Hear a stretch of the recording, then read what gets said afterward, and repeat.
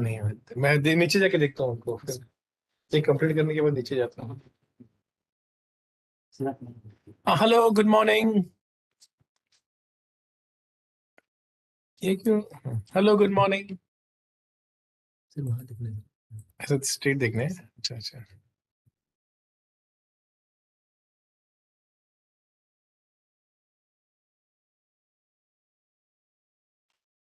Anybody there? Any participants are there?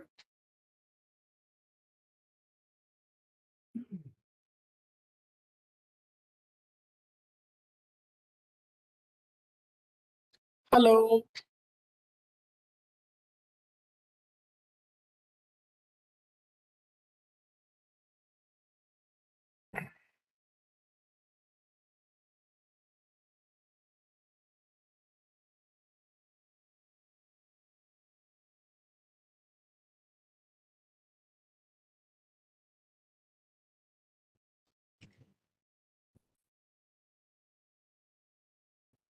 Hello.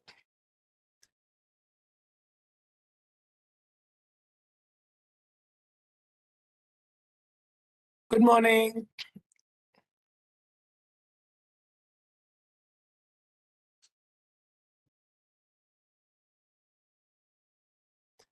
Can you say something? I can't hear you.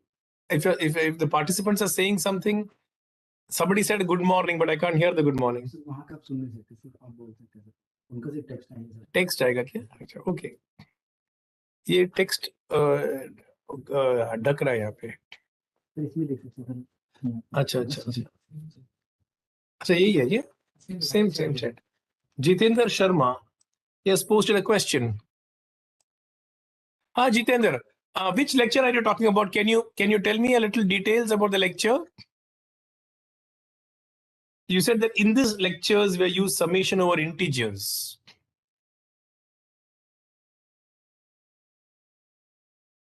And there are different notion of convergence in this summation. Can you text which are the two notions of convergence that you're talking about, that you're confused about?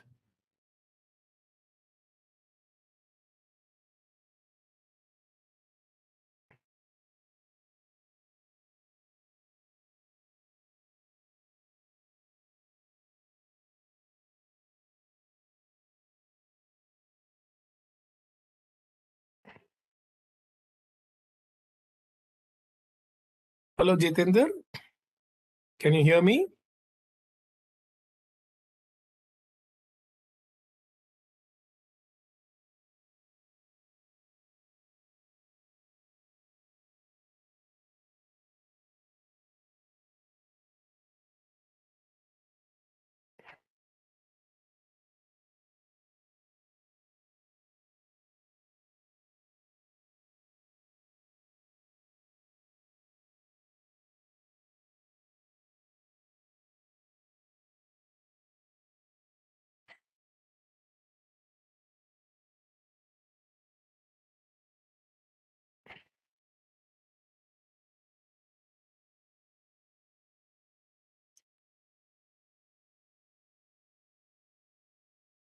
Hello, Jitendra. Can you type something? Are you there?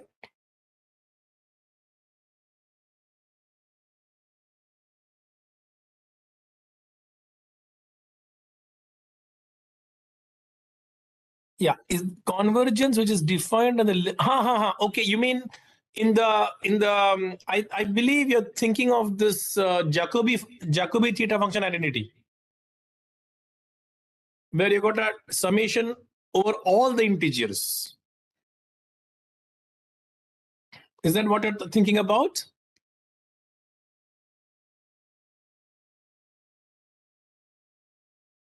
When you do the theta function identity of Jacobi, you take what do? You take e to the power minus t squared and you periodize it, right? Summation e to the power minus t plus 2 pi k squared, k from minus infinity to infinity. Right? Is that what you're talking about?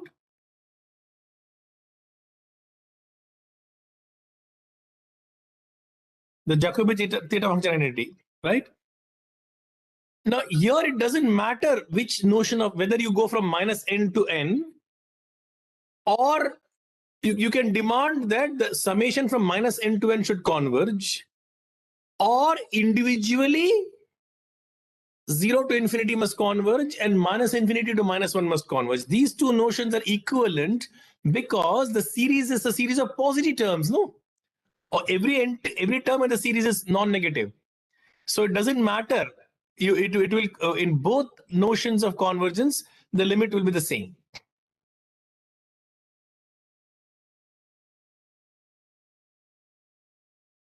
Yes, exactly. Absolute convergence. Whenever the series absolutely converges, it doesn't matter whether you go from minus n to n or you go from 0 to infinity. Individually should converge. Minus infinity to minus 1 individually should converge. That's correct. What you're saying is correct. Yeah, that's right. And we're only going to be looking at those cases. Basically, we've been looking at only one case, e to the power minus t squared, or e to the power minus t squared we have looked at. And another case we have looked at is the case of the Bessel's function, where we derive the Schlomilch's formula. There also the series converge absolutely. There was no problem. We had a nice decay. We had a nice estimate which converges. A crude estimate, but that's enough for our purpose. So great. Any other questions you have? How do you find the course? Do you find the course interesting?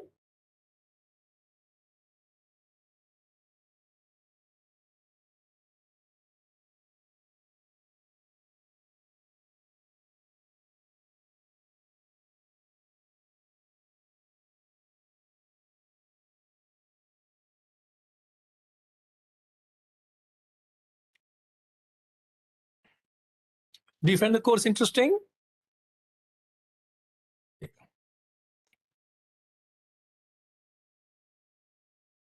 You also have my email address, right? You can also send me your queries on email if you like. My email address is gopal.gauss@gmail.com. You know that, right?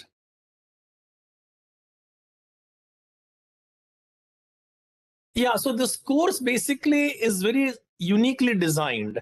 If you look at books on Fourier analysis, either it is heavily application oriented or it is heavily theoretically oriented. We want to maintain a balance.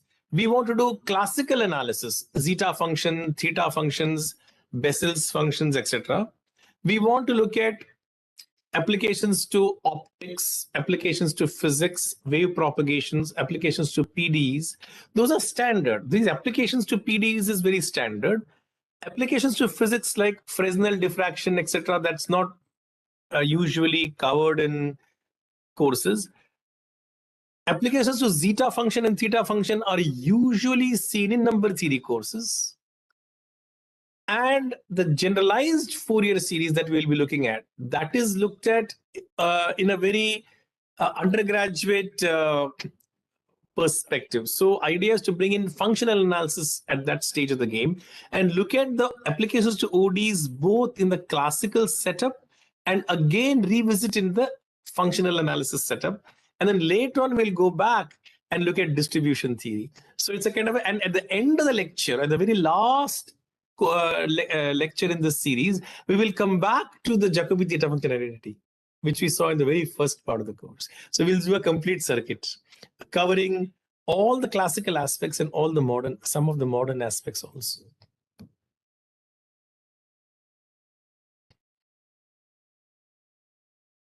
So which university, since nobody else is there, since there are no questions, let me ask you, where are you studying? Which university?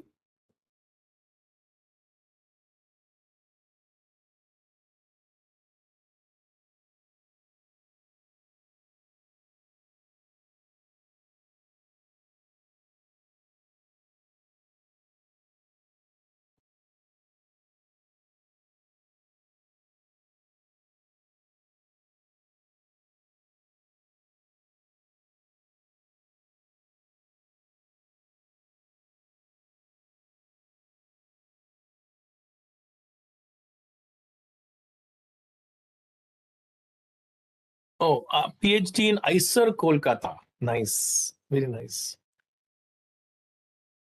So you can drop an email if you like, if you want to discuss anything in depth. D. Batu, Akshay Talpate. Oh, that is the Baba Saheb Ambedkar Technology University in Loniere, Akshay. Ankit Raj, you're working. You have any questions? Any mathematical questions? I can take up. Any specific mathematical questions?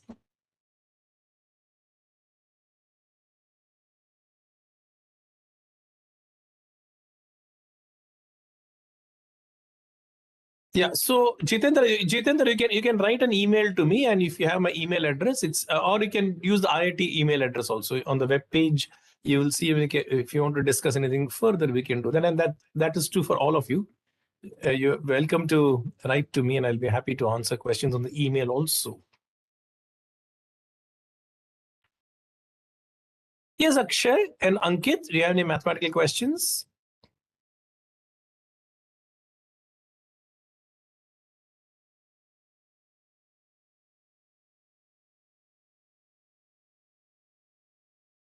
You can also look at these references that are given you. The most very nice reference is the book of Strichards, the book of Robert Strichards, A Guide to Fourier Transforms and Distribution. That reference is there in the slides. And you look at, I think you have the slides, right? Do you have all the slides for all the courses, for all the lectures?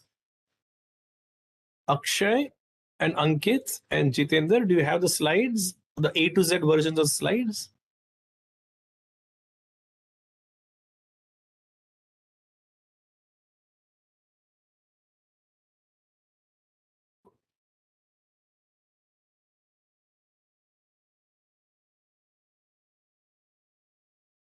Okay, Jitendra, when we evaluate improper integral to complex analysis, how can we find the proper region of integral in the complex plane?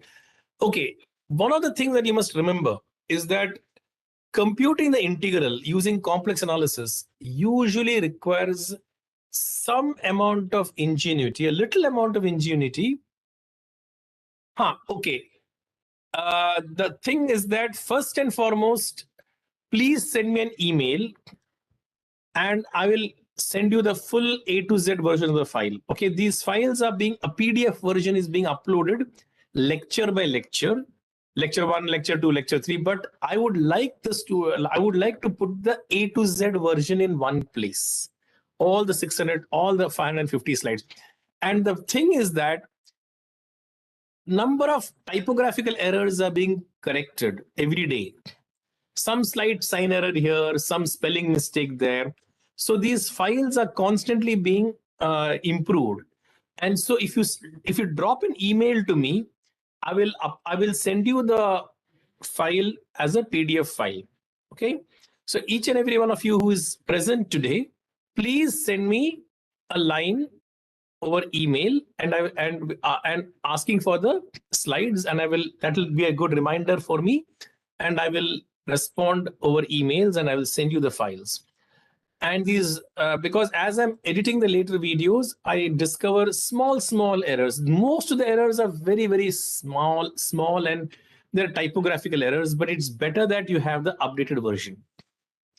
Okay. So Ankit, yeah, so mathematics is your favorite subject, mechanical engineering. So this particular course is going at a slightly rigorous level. Yeah, email ID. Okay, I will just try to see if I can type something here. Let me just see. Let me see if I can type in the chat box.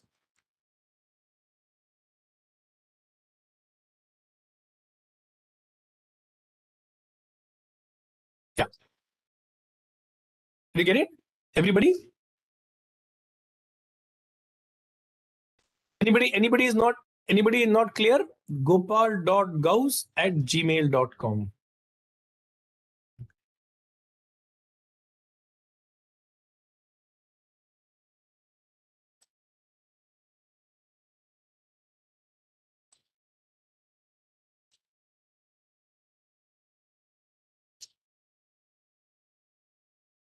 Yeah. So, yeah, Ankit. So you will find a lot of applications. And the thing about this course is that some applications are within mathematics. For example, we saw an application of these Fourier analysis to problems in number theory. The Jacobi theta function identity, the Riemann zeta function, that's applications within mathematics. In the second chapter, we used Fourier analysis techniques to do the isoperimetric theorem, again within geometry, to an application in geometry. In chapter 8, we'll see an application in physics, and then we'll see applications to PDEs. There are applications of probability theory, which unfortunately we don't have time to dwell on. There are other applications within analysis. So the idea is to look at these applications. On the one hand, we need to look at applications. On the other hand, how applications have given rise to mathematics. See, mathematics implies applications. Conversely, mathematical problems are inspired by applications. So there are many issues which come up in engineering and physics, and that has really given an impetus to the development of pure mathematics. In fact, functional analysis, for instance, developed because because of this. This synergy between mathematics in the pure form and mathematics in the applied form should be kept in mind. In fact, George Polya, you heard about, all of you have heard about George Polya. Is a name George Polya familiar to everybody? Polya and Latta, L-A-T-T. Please write down, if you have a sheet of paper, please write down these names. Polya, P-O-L-Y-A, George Polya, and Latta, L-A-T-T-A, Latta, L-A-T-T-A. They wrote a beautiful book called Complex Variables. Complex Variables. The book begins with a beautiful quotation that mathematical concepts gain vividity when applied, when connected to the world around us, real world around us. So George Polya is a very great mathematician. He's a pure mathematician, but he did look into the synergy between pure and applied mathematics, within the pure aspects of the subject and the applications. I hope that helps.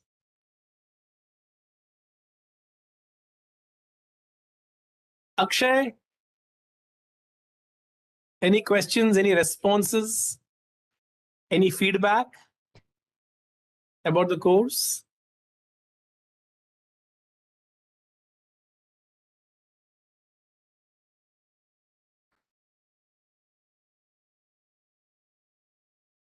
Yeah, coming back to Jitendra's question about computing. Yeah, Jitendra, are you still there?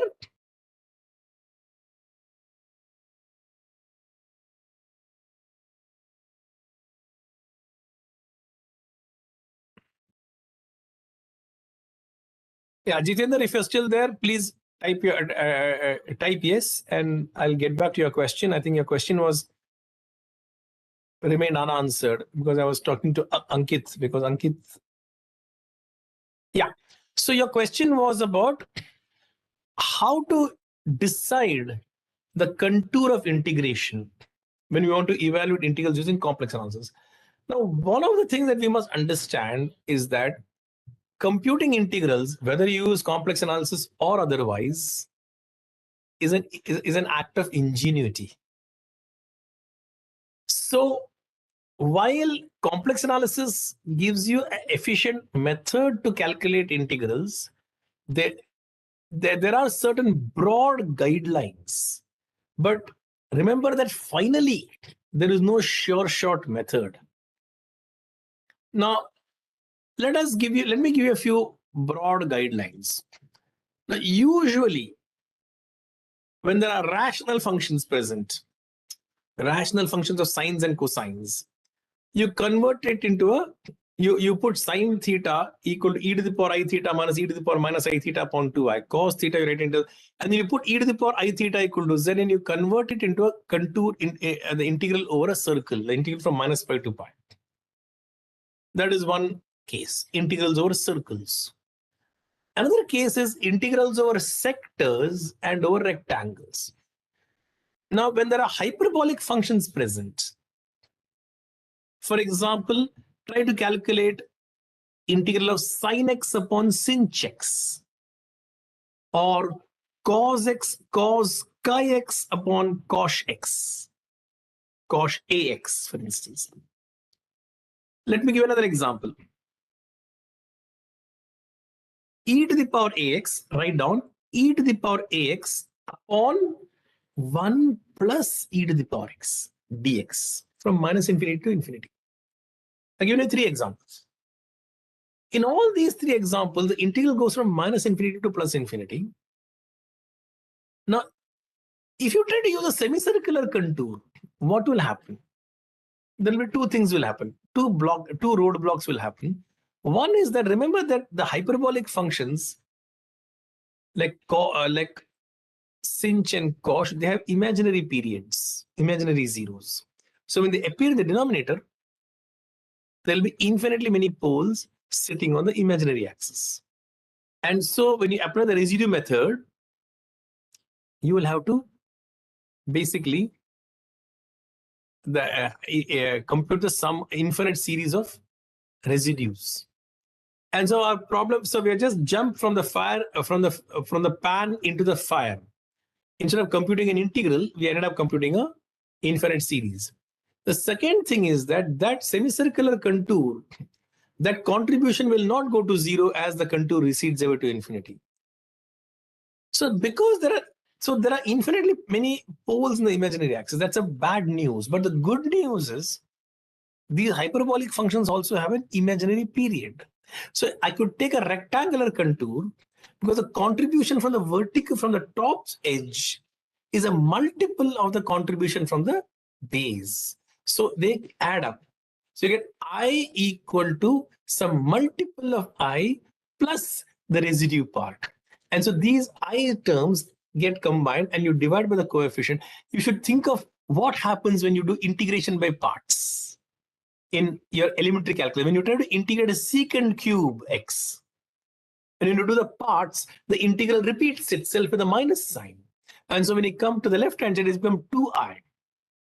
So rectangular contours are very useful when the denominator contains exponentials or hyperbolic functions. So which examples I've given you?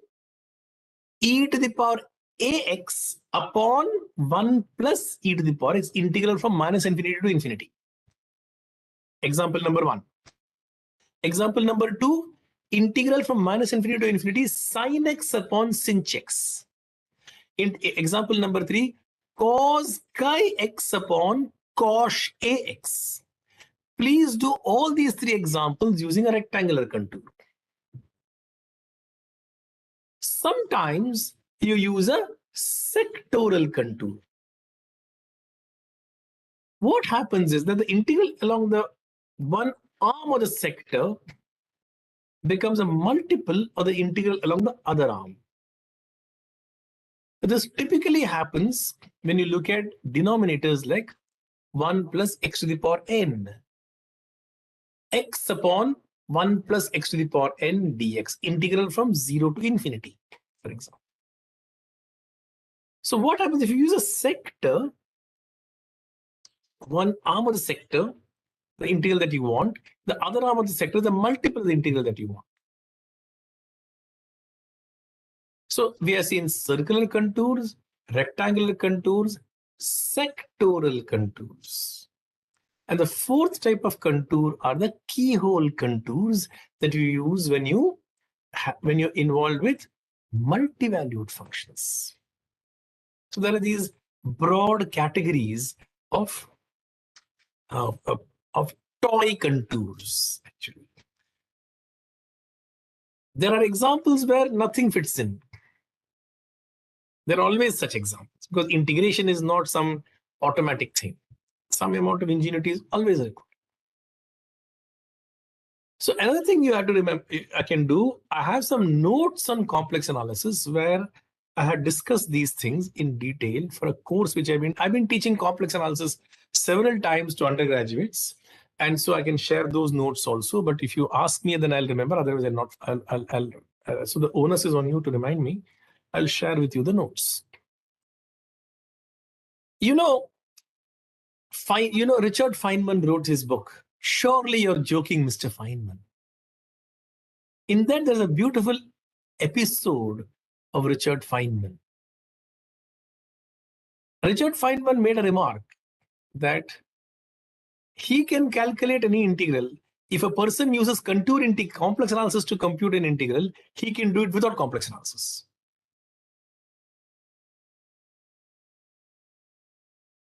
He challenged people, and he laid a bet. He lost his bet. You know, Trist Needham,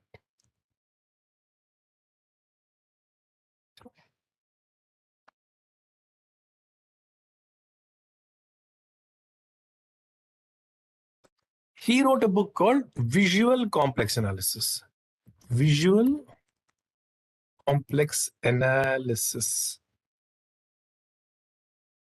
Needham makes this remark that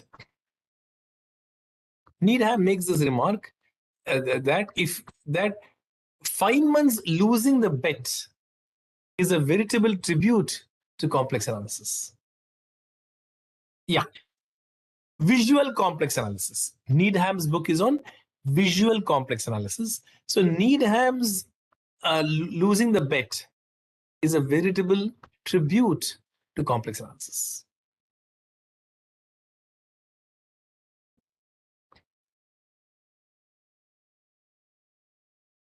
Hello, can you hear me now?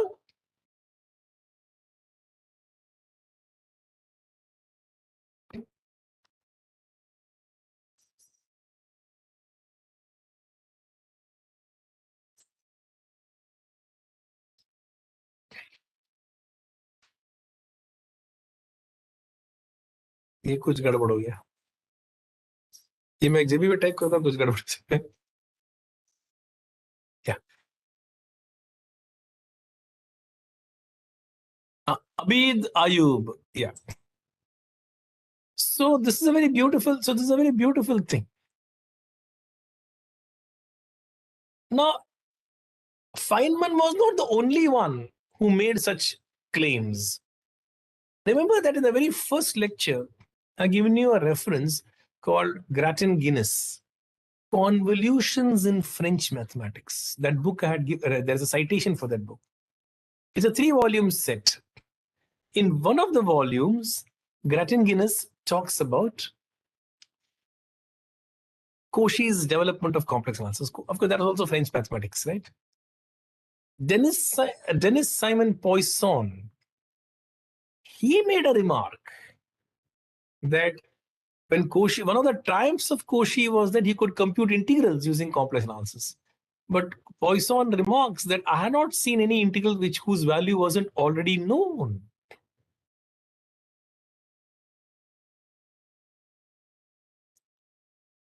So that was a thing. And I already told you in the lecture, in the 4th lecture, when we were doing the Gaussians, that in the early 20th century, it was believed that the Gaussian cannot be computed using complex analysis, but it can be done. I think I've given you a reference to Mirsky's evaluation using a parallelogram. And I hope you looked at Remertz's book, where Remert calls Mordel's diabolical evaluation of the Gaussian.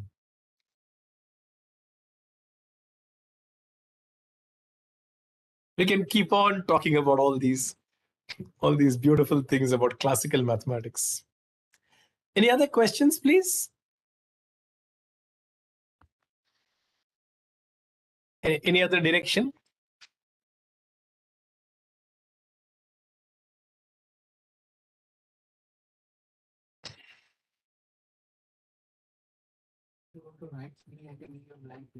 वो ऐसे दिखाओगे? अच्छा ऐसा क्या? How to write? Okay, great. Oh, I can write it here.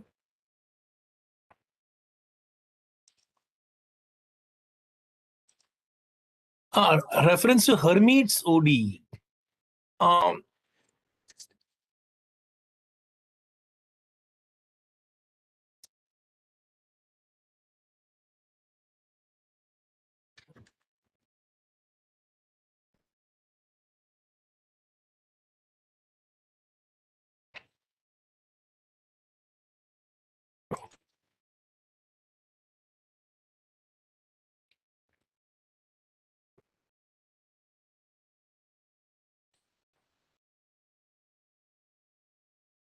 Hermite's polynomials.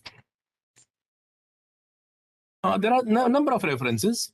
The first reference is, of course, this book by Pauling and Wilson.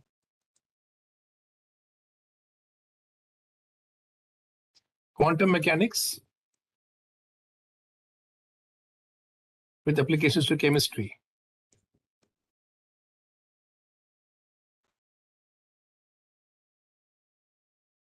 You can look at, for example, Barry Simon,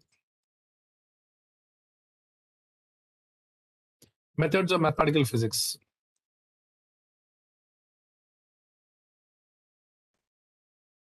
Volume 2. There is a brief account of it over there. The third I'd like to give you is switch charts. Guide to Fourier Transforms and Distributions.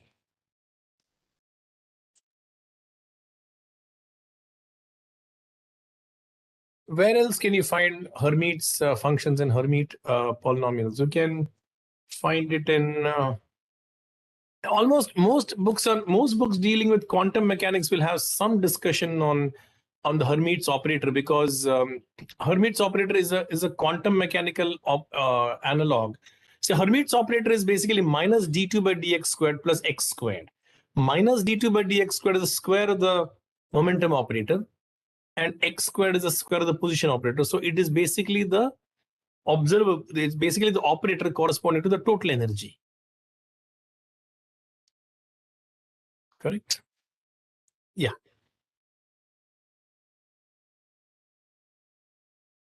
In fact, there is a book by Thangavelu. Sundaram Thangavelu wrote a book on Hermite functions. Princeton.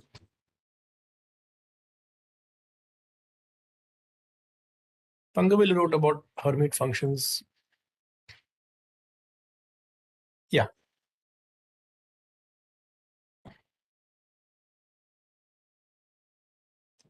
Any other questions?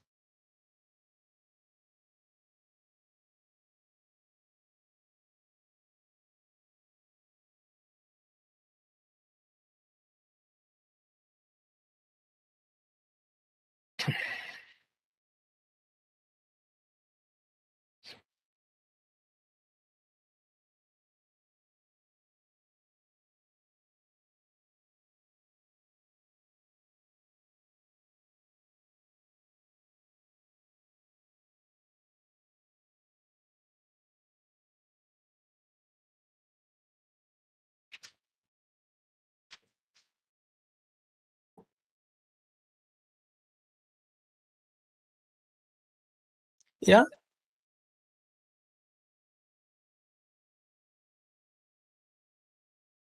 Abid, Ayub, do you have any questions?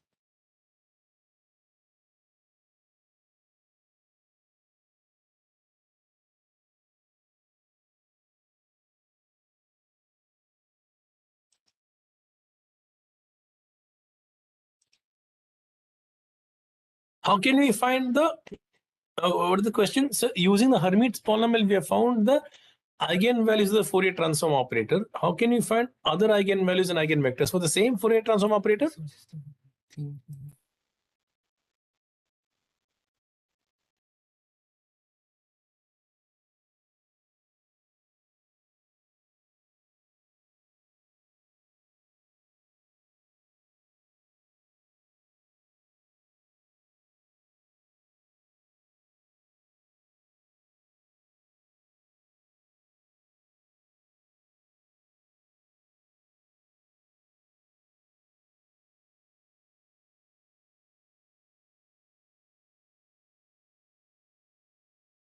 Hermite operator, is it?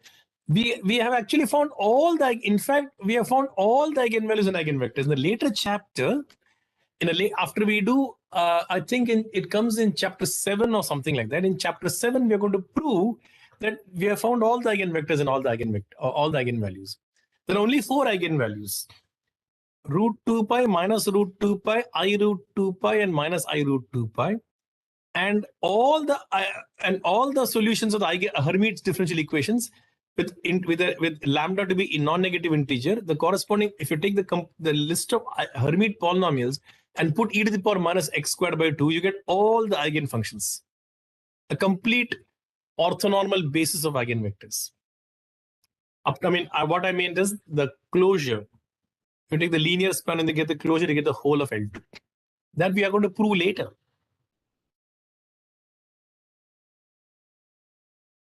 Finding eigenvalues and eigenvectors for a general ordinary differential Sturm level problem is going to be we can very rarely do it in closed form. In some cases, you can say a lot. Fortunately, nature is very kind to us. The differential equations which arise in mathematical physics, one can say a great deal about those. Reason is there are lots of symmetries. Reason is there are lots of symmetries which are present. Can everybody hear me? Am I being audible? Can you just type yes or no?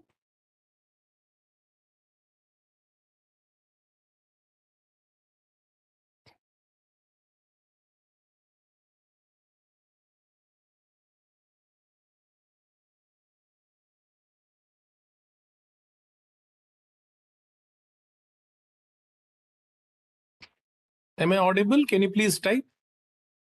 Okay, great. So I said many things. I hope you're not lost out on those things. So for example, the Legendre differential equation, one can think of it as a 2-point boundary value problem, and one can write down the complete list of eigenvectors.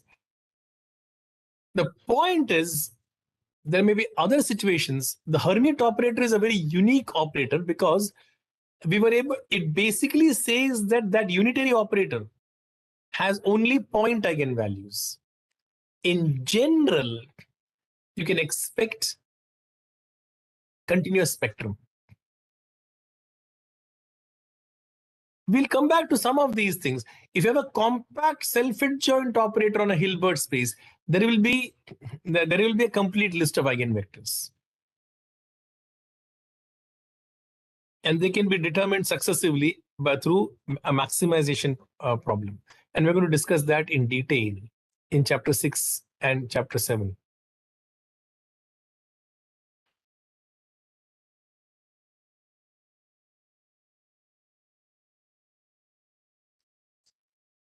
Yeah, how are you doing the assignments? Are the assignments okay? Easy? Difficult? What about any feedback on assignments?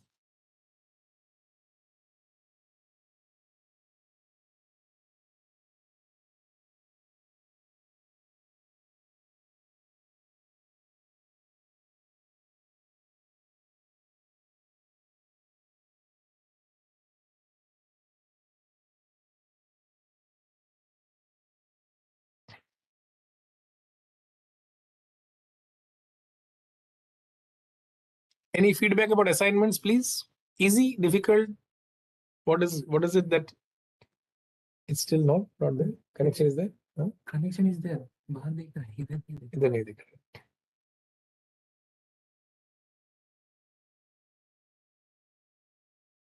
Okay, so they're moderate. That's good. It should be that way. It shouldn't be too easy or too difficult or whatever it is.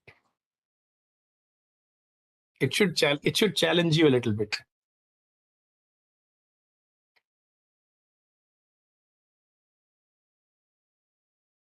Okay, any other questions, please?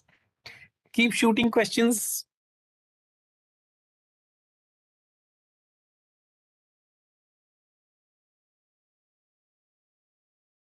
Yeah.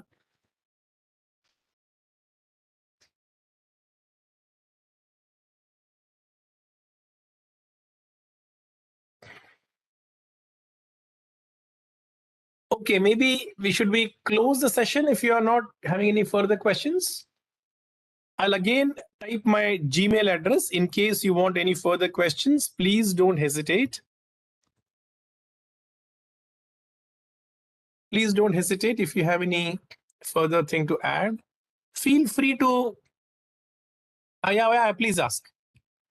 Lots of different kernels, yeah. The Poisson kernel, the Dirichlet kernel, the Fourier kernel. And there's one kernel which we are not discussed in this course, the de Laval-Poisson kernel. Yeah. Yeah, but different modes of convergence will give rise to different types of kernels. Okay, the word kernel has nothing to do with the kernel in the sense of algebra. The word kernel in algebra, the word kernel is basically comes from it's some kind of a nucleus. Okay, so in classical mathematics, whenever you have an integral operator, suppose you take a function of two variables, x and y, k of xy, and k of xy, integral k of xy, f of y dy, that will be a function of x. That's an integral operator. These are called integral operator given by a kernel. In complex analysis, you talk about the Cauchy kernel, 1 upon x minus z minus zeta. Integral f of zeta upon zeta minus z dz is going to be 2 pi I times f of z. So the Cauchy kernel. So whenever you have a function of two variables and you integrate with you multiply it with an f and you integrate with respect to one of the variables, it becomes a function of the other variable. That gives you an integral operator. That integral operator is said to be defined by kernel. This kernel has nothing to do with the kernel in linear algebra, because these kernels, they appeared in mathematics way back in the late 19th century and early 20th century. Integral equations have been studied since late 19th century and early 20th century. In fact, Poincaré studied these kinds of things. Volterra studied these kind of things. Now, we should be asking another question. The correct question we should be asking is that why is the kernel in linear algebra or group theory called kernel? The use of the word kernel in algebra, that is the misnomer. There, it is like a nucleus. Yeah.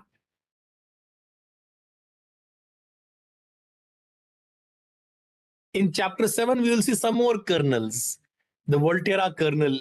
When you look at operators, the Hilbert-Schmidt operators, they will be defined by kernel, and you will see a lot more kernels over there also. The Green's function, that's also a kernel.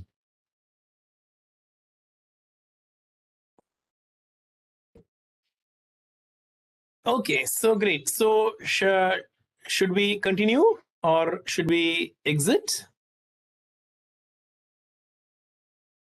Please send emails. I will be happy to share the slides, and I'll be able to tell you more about these kinds of things. I'll be happy to chat mathematics.